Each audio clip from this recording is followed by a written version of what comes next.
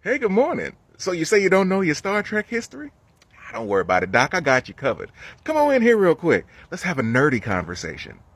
Now, in the Star Trek universe, the Bell Riots take place in San Francisco in September of 2024. And these are one of the most violent riots in America's history. And it's called the Bell Riots because it was led by a black man named Gabriel Bell. Now, the Bell Riots got their start in the 2020s when politicians stopped doing the will of the people and started doing their own thing in their attempt to gain and maintain power in this country. And once they got this power, they did what most bullies do and pick on people who couldn't defend themselves. In this case, it was the homeless, the unemployed, and people with physical and mental disabilities. So they passed laws and legislation making homelessness and being unemployed a crime. Then they created sanctuary districts on the outskirts of town.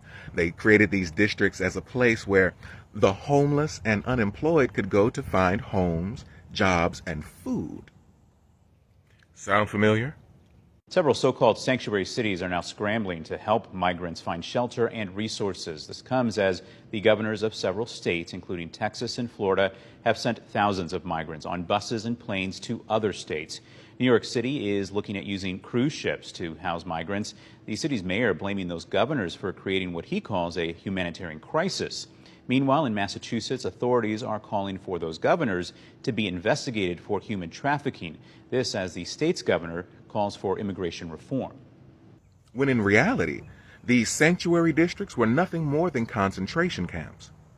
And if you think the idea of Americans putting groups of people in concentration camps is really too science fictiony, like way far out there, remember that in our universe, America's done that already at least 3 times.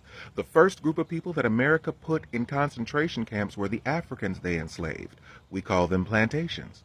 The second group of people that America put in concentration camps were the indigenous population. We call them reservations. The third group of people that America put in concentration camps were Japanese Americans during World War II. My brother and I were in the front living room looking out the front window, and I saw 2 soldiers come marching up our driveway. Their rifles had bayonets on them, flashing in the sun. They stomped at the front porch and banged on the door.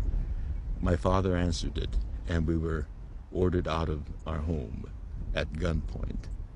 And my brother and I and my father were out on the lawn, and my mother was the last to come out, and she was carrying the baby in one arm and a duffel bag, a huge duffel bag in the other, and she had tears rolling down her cheek.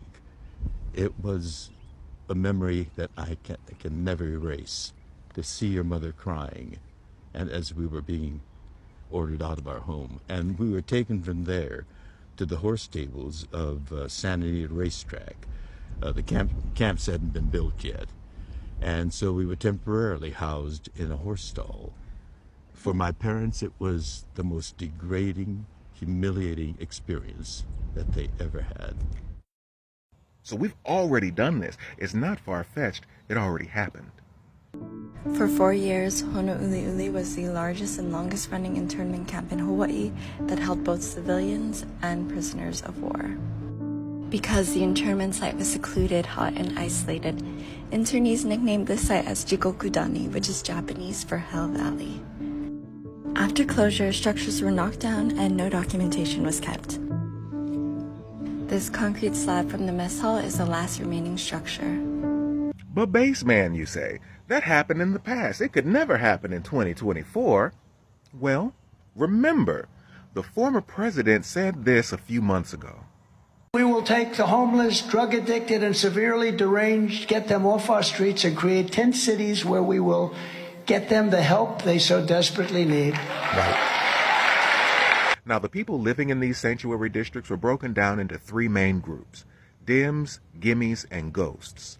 Ghosts were people who didn't assimilate to life in concentration camps, so they formed gangs and preyed on other prisoners within the camps. They were very violent.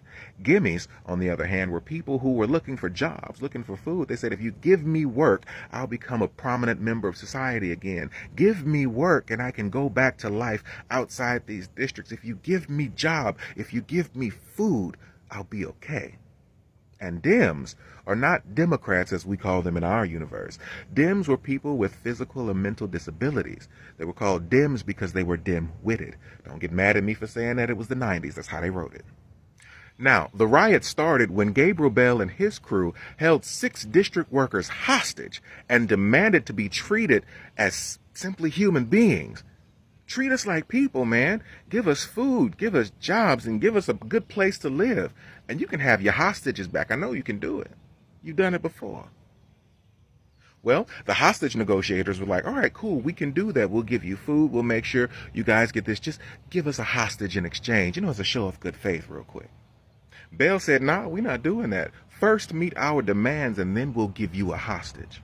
So while the hostage negotiations were going on, the governor of the state said, nah, we're not doing this. So he sent in the National Guard and told them, achieve your goals with extreme prejudice. And that's what started the violence of the Bell riots. And if any of that sounds familiar, it's because that's kind of what's going on at the Texas border in our universe. Today, I announced that Texas is sending 1,000 National Guard troops to help secure the border. This is in addition to the 500 Texas Department of Public Safety officers that Texas is deploying to help with border security. So after the riots were over and people on the outside of the districts got to see what was going on the inside, America's mindset began to change, and it started to come to grips with its centuries-long history of mistreatment to marginalized groups of people. And in the process, the sanctuary districts were dismantled, and America finally became a better place. And that event led to the formation of the Federation. Now, after the Bell riots, everything wasn't all peaches and cream. Yeah, that was a moment of peace throughout the land, but afterwards, there was the eugenics wars, the Second Civil War, and World War III. All the things we seem to be dealing with in our universe here in 2024. And if you want to watch the episode for yourself, it's Star Trek Deep Space Nine, Season 3, Episodes 11 and 12. And that was a nerdy conversation.